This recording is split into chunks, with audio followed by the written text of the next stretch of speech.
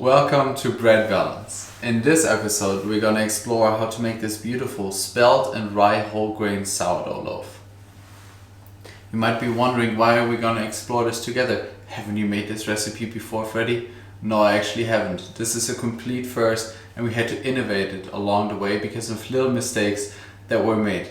So this video contains a lot of little lessons. I'd highly recommend you stick around till the end because I'm sure we can all learn something from it. So to start this recipe off, we'll make our leaven. The leaven is basically taking the sourdough starter and expanding it to have a higher quantity of that sourdough starter. So what we need for it first is a relatively active sourdough starter. I fed this one around 12 hours ago, had it sit around at room temperature, and this should still be very, very active. Alternatively, you can take a sourdough starter that's been stored in the fridge and use it as long as it has nice bubbles on the side. I use rye as my main food for the sourdough starter, so my sourdough starter might look different than yours. To prepare our leaven, we'll tar our scale and we'll measure 100 grams of the sourdough starter into, oh, that wasn't too bad, 110, yeah, 97 should do. Measure 100 grams in there, into our bowl. To that we'll add the water of our leaven. In this case it's 300 grams. I'm using lukewarm water here because I will let this sit overnight. This does not have to be hot, but I would also not recommend using cold water. What I do now is just mix the sourdough starter with your water so it's nicely dissolved.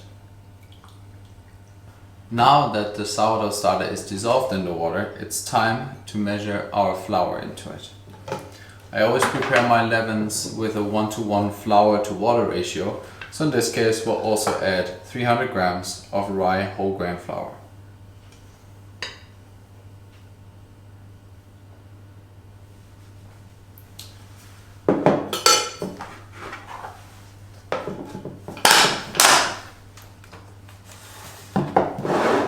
Next, to really get to know our dough from the beginning stages on, I'd recommend you do as much as possible by hand when it comes to handling the dough along the way.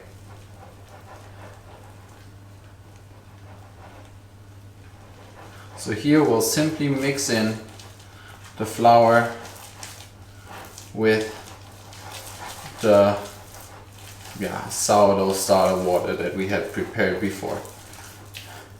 And I do this just with a flat hand like this. Use it as a little bit of a paddle, and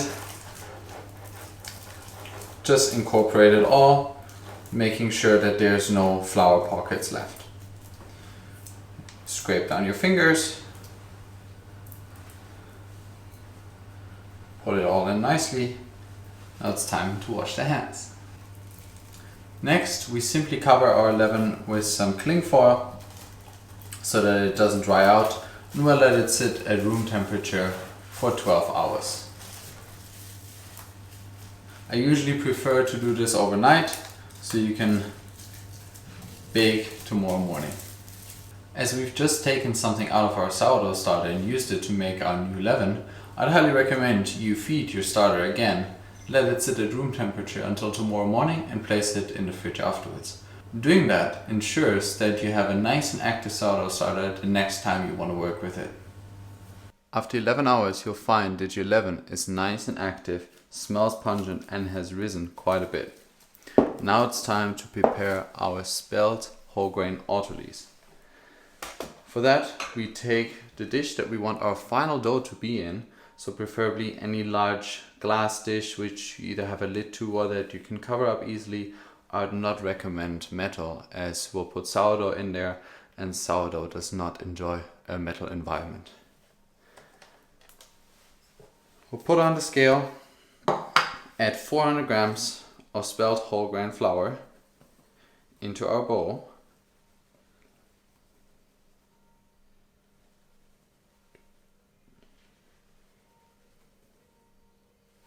Alright, 406, 400 grams, there we have it. Next thing is some hot water. I use hot water from the tap. My tap water goes to 70 degrees centigrade and that works perfectly for me. If you don't have tap water that goes this hot, I would recommend using 1/3 cold tap water and 2/3 boiling water and mix them in a separate dish and add them to your flour. That was way too much. God. Oh my God! I just poured and poured and poured.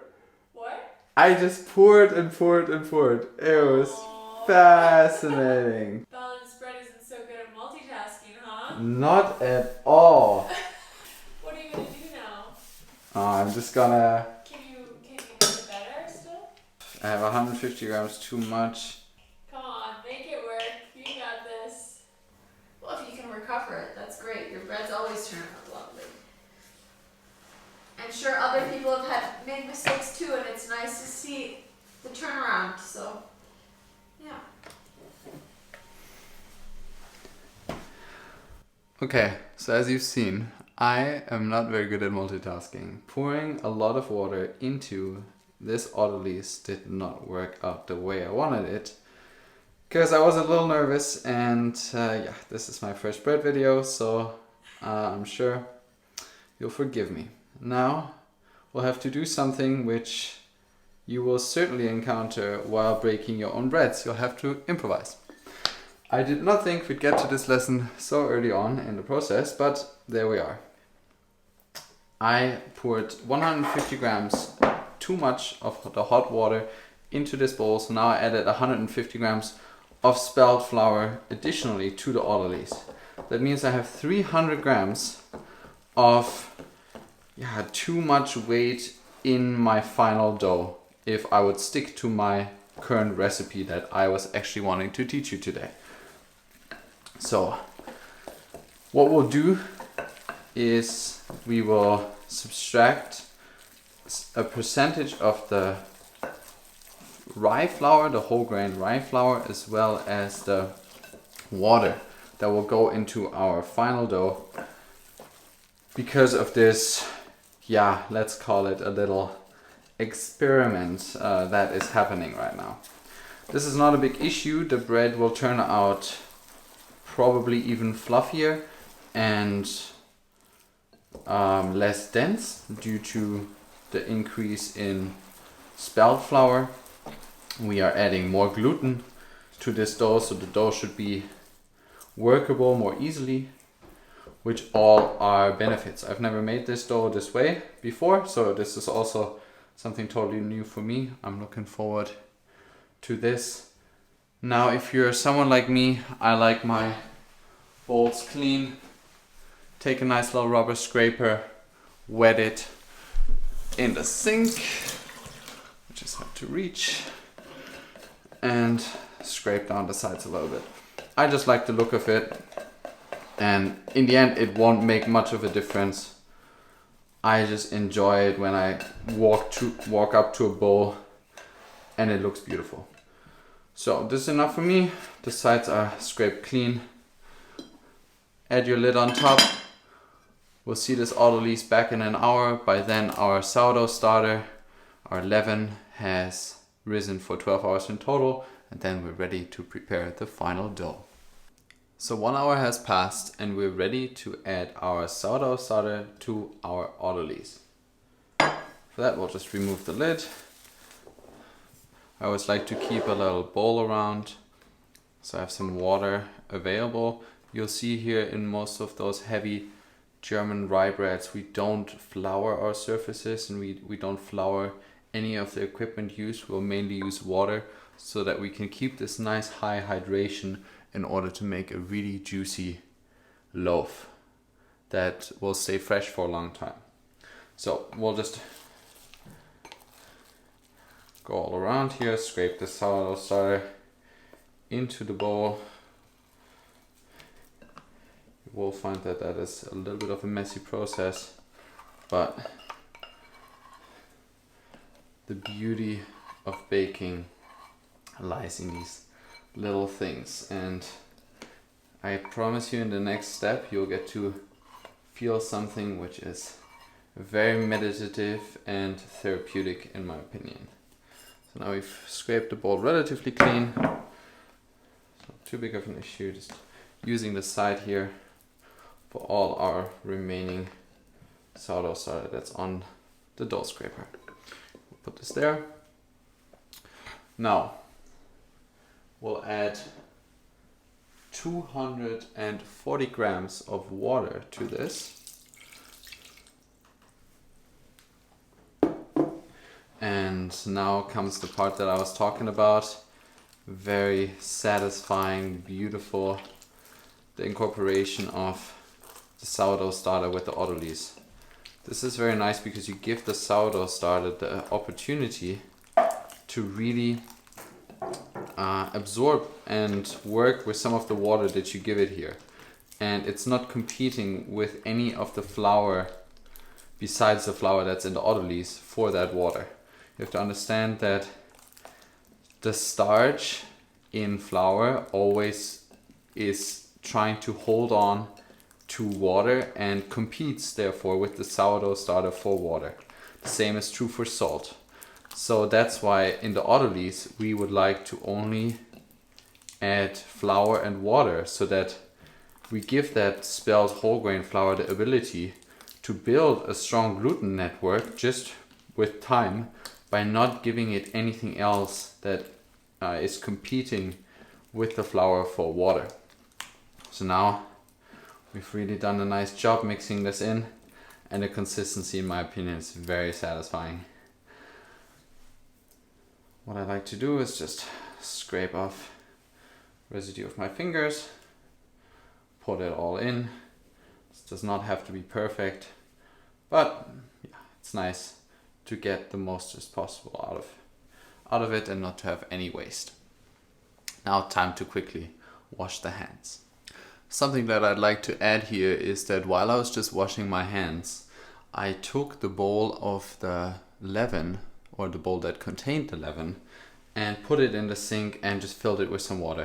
You'll find that these doughs are gonna require quite a bit of cleaning if you are not proactive about it. So any bowl that you have that contained some part of this dough, just do yourself a favor and put it in the sink, fill it up with water, just let it soak, and things will be a lot easier for the cleanup.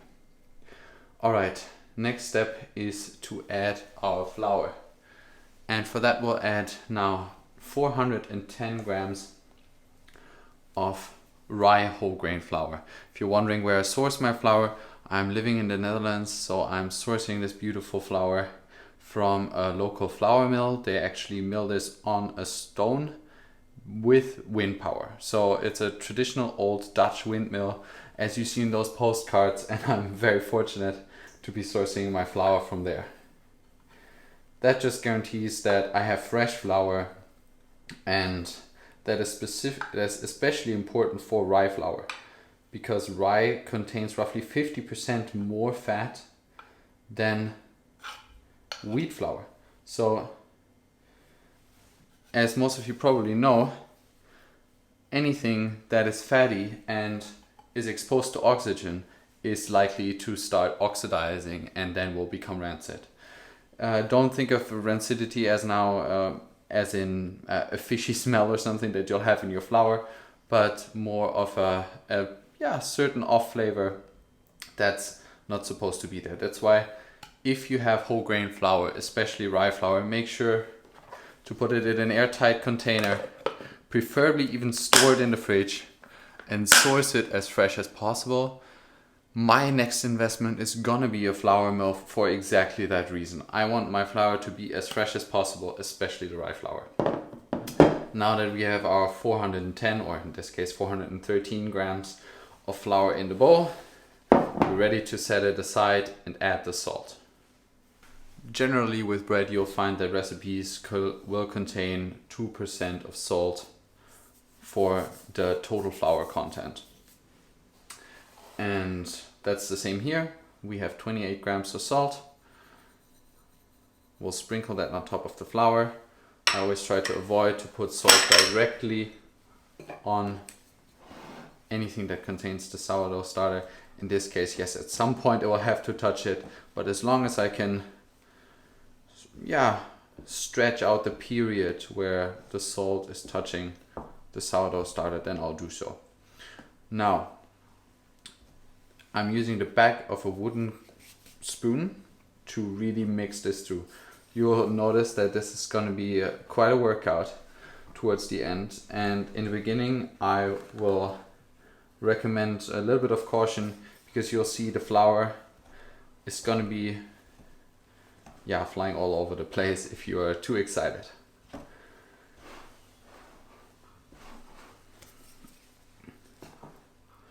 So stirring motions, round motions, and a little bit of a lifting up motions seem to work best for me.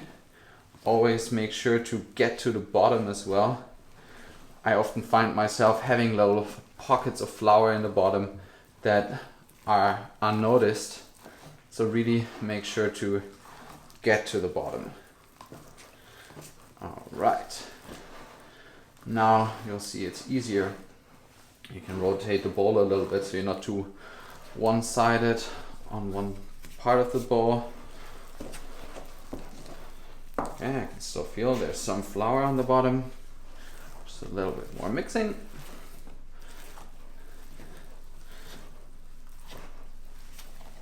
All right, now I quickly wet my hands or my fingers, slide off the remaining dough of the wooden spoon, have it relatively clean. Now I'll take my wet dough scraper once again, scrape down those sides, make it nice and pretty for yourself.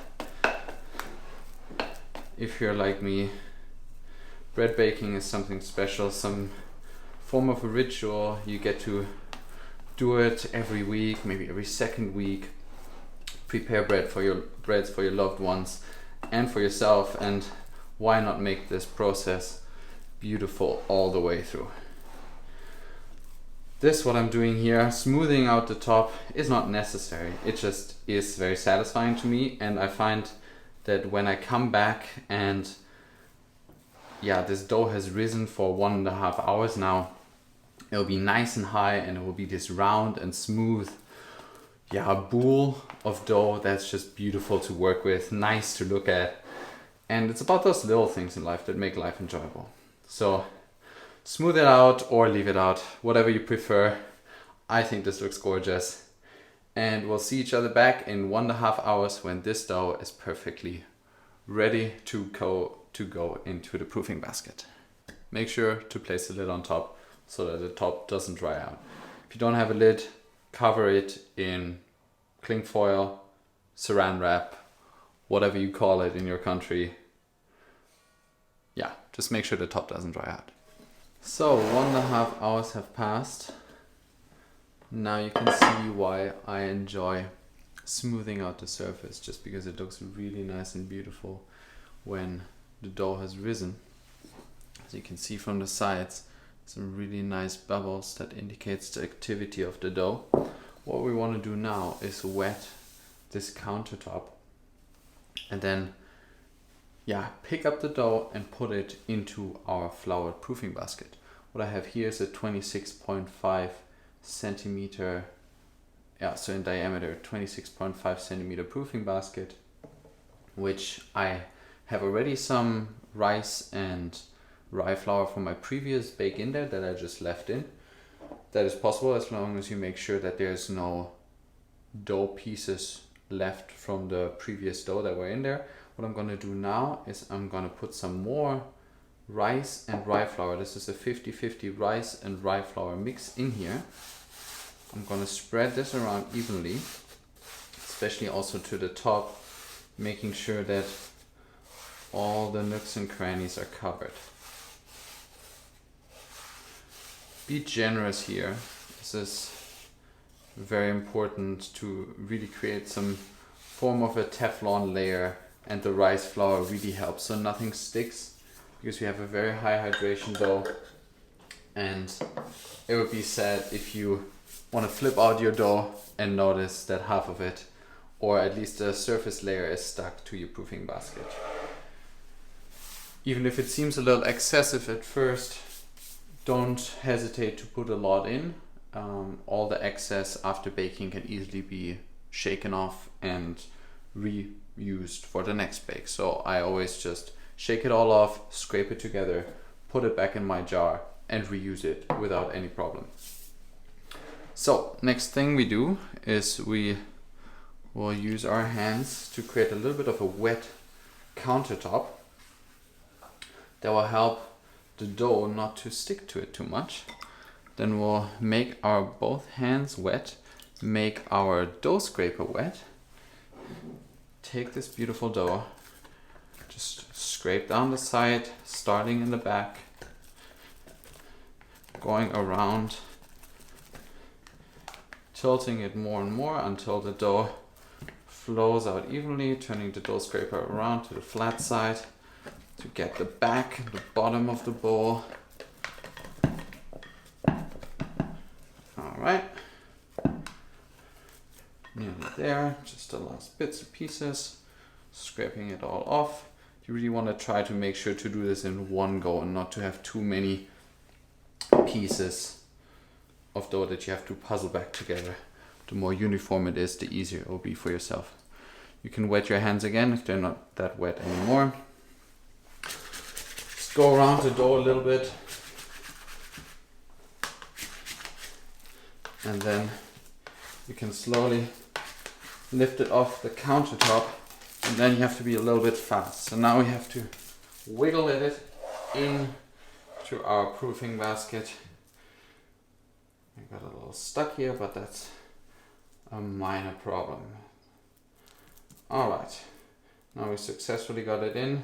Now you can see why we want to be generous with the flour, because this is a really wet dough that if you're not generous with your rice flour, this is just gonna stick to your proofing basket and you're gonna have a huge mess.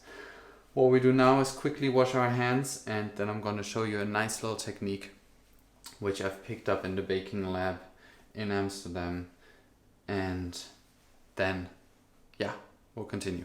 What you do now is a little wiggle, a little shake.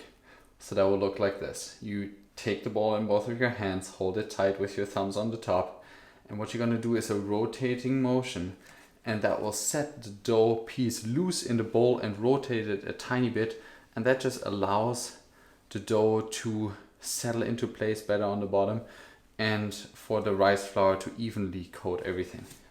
So we'll perform the twist or the wiggle now. So you can see we're just rocking it from side to side, and that's it already. We'll take our rice and rye flour mix again. By the way, this is rye whole grain flour, as all the rye flour I always use. And we'll use the bowl to just turn it a little bit and sprinkle it, most importantly on the sides, a little bit on the top as well. I just like to do that so the towel doesn't stick to it. And really, you can be generous. There's no need to put little on there. Don't be afraid. This is not gonna go into the dough and create any flour pockets or so. This is just gonna be on the outside, and you can easily dust it off after you're done with the baking.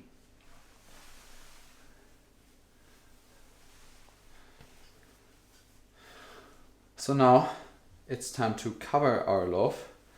Most important thing in my opinion is to have a beautiful cover, nice to look at. We have a very beautiful bicycle cover here, a towel from Canada. It's, a lucky towel. I always like to say, if you have a beautiful towel on the top of your loaf, especially with a bicycle, then the dough will rise exactly the way you want it to. And in our case, it will rise for 1 hour now. And after 30 minutes of the rising time, we'll put our Dutch oven, it's a Dutch combi oven, I'll show you in a second.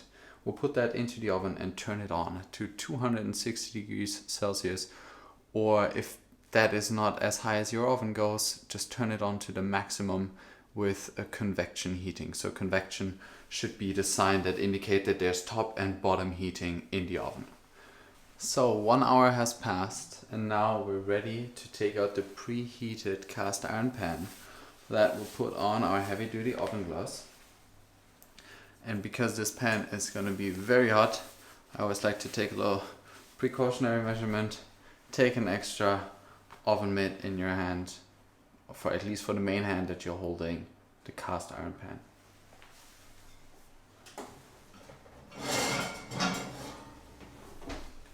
Alright, here we have the cast iron pan. This is very hot. What we're gonna do next is we'll keep this closed. Our bread has risen really nicely, as you can see. Let's come over the edge, it's very active. What we want to do is we're going to open this up. Then we're going to place the parchment paper. You'll see this is already used. I've probably used this 5 or 6 times already. I always go by the motto reuse and reduce. Same goes for parchment paper. As long as you can reuse it, go for it. It won't harm anyone, and it's going to be great to reduce our environmental impact. Alright, so now you see here we have some steam coming off. That indicates that this is really hot. What we're going to do next is we'll perform a little flip. So we'll place a round cutting board on top. We'll hold the whole the proofing basket and the cutting board together. We'll flip it. Then the whole dough is on the cutting board. Then we'll release it, and now I have to act fast. We have to get the dough into our cast iron pan. Now you'll see we have a very large dough here to work with that nearly wants to overflow, but that's no problem. You just guide it in, press it so that the lid can fit on top, and even if you're going to squish a little bit of the dough with the lid, it's not a big problem at all. The dough is going to rise to its desired height, and it's going to be a perfect bread. Alright, there we have it. Okay, in it goes. We had to squish a little away, but this is really not a big deal.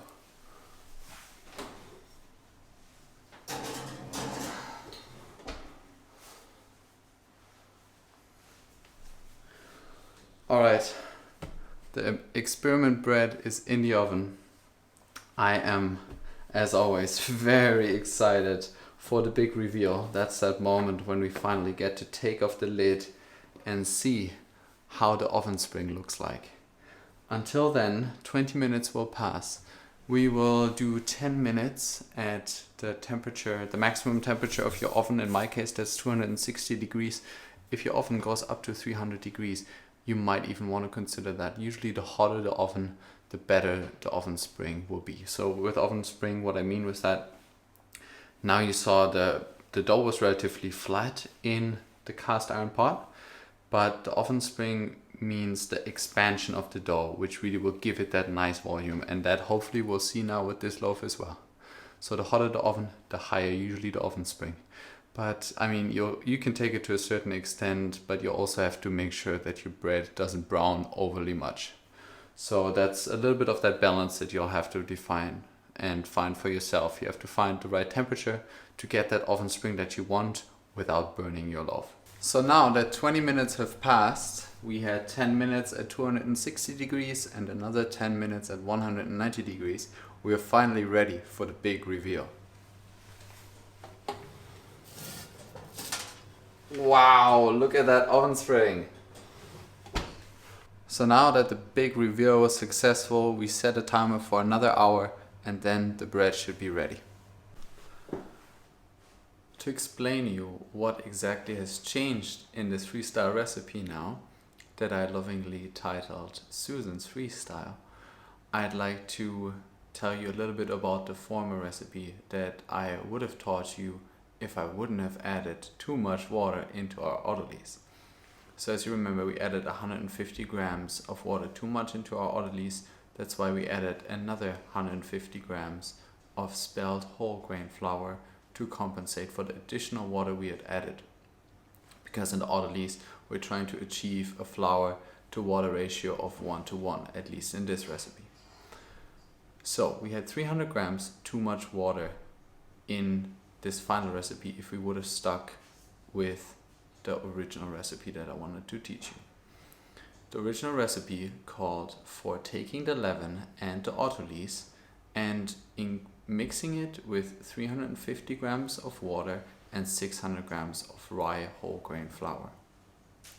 This 350 grams of water, as if I have it noted here in my little recipe book, would be 36.8% of 950 grams that we would have added to the autolyse and the leaven.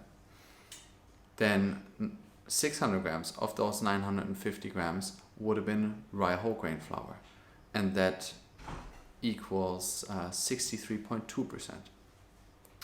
So our total dough weight had just, well, at least in theory, had just increased by 300 grams. But our proofing basket and our Dutch oven have a limited capacity, and I had already stretched the capacity of both of them to the limit. Really, I like my breads really, really large and heavy. And that's why this recipe was already optimized for my proofing basket and my Dutch oven or my cast iron pan size. So as we had an increase in total dough weight, we had to decrease the dough somewhere because it wouldn't have fit. So what I did was do a little bit of a calculation and take this 950 grams, subtract the 300 grams that we had added too much. We get to 650 grams, which we can still add in the main dough. So to our leaven and autolyse, we can still add 650 grams without increasing the total dough weight.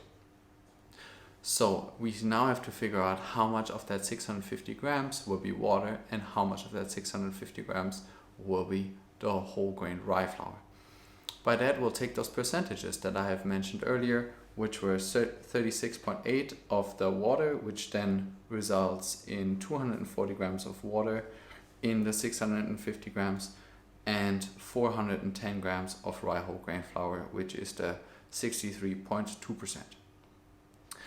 And that's it. That's all we did. And we actively innovated a new recipe, which actually turned out quite nice. I mean, we cannot judge how the crumb looks like, but judging from the oven spring, I think we have innovated a really beautiful and tasty loaf together that will probably be nice and airy, will toast up beautifully. It's been an hour and we've taken the bread out of the oven. Now it's time to read the internal temperature to make sure that this bread is also really cooked through. So insert an instant read thermometer and you want at least 95 degrees Celsius, and now as you can see we have 97.9. So this is perfect. Time to take it out of the cast iron pot. For that I usually use a spoon, insert it here on the side. It's relatively easy to then lift up. The next thing I do, pull this to the side a little bit, is to do a flip directly to get rid of that excess rice and rye flour on top. So you flip it, I twist it, and now we've already gotten rid of most of the excess flour.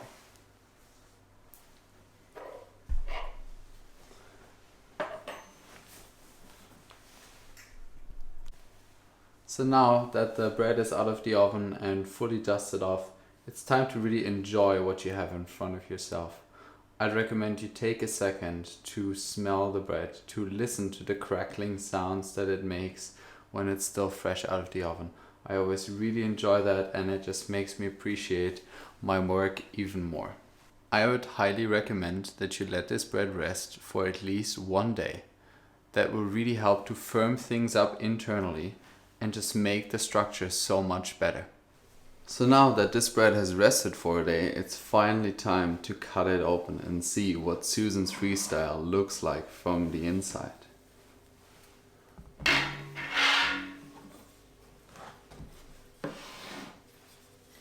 I use a Japanese knife to cut open this bread. If you don't have a very sharp bread knife, I would recommend using any sharp large kitchen knife you have, preferably even sharpen it before you do this, and yeah, give it your best shot.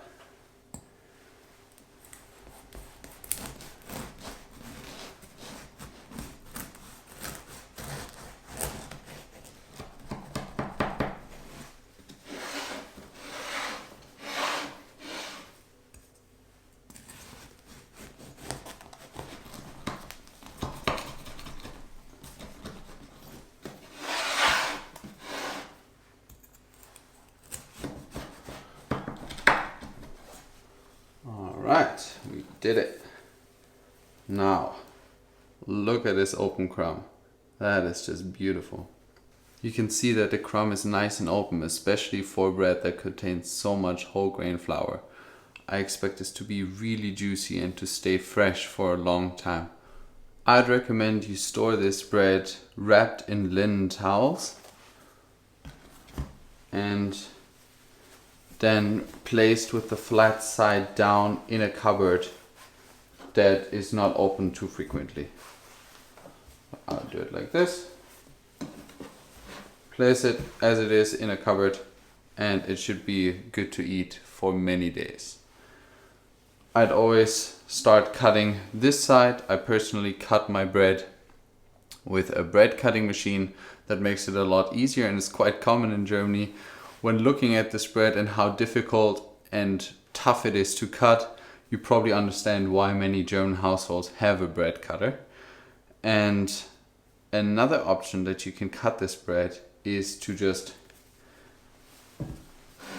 place it on a cutting board and just start cutting it up like this in slices of your desired thickness, and then put them in a freezer bag and just take out slice by slice whenever you would like to have a tasty slice of bread.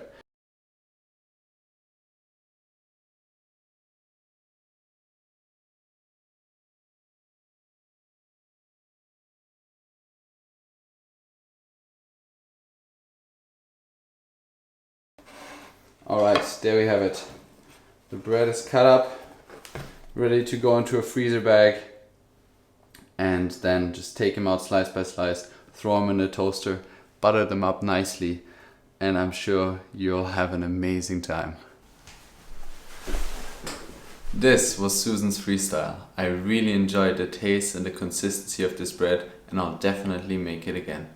This morning we used it for some avocado toasts and it was just delicious. If you plan on making this bread and you have any questions or you want to share your experiences, put those in the comments below. I've put the whole recipe for this bread in the description box below, and I've also added some schedule suggestions for you. I hope that will help, and if you enjoyed this recipe, give it a thumbs up and subscribe to the Bread Balance channel. I'll see you next time. Keep the balance and share the stoke.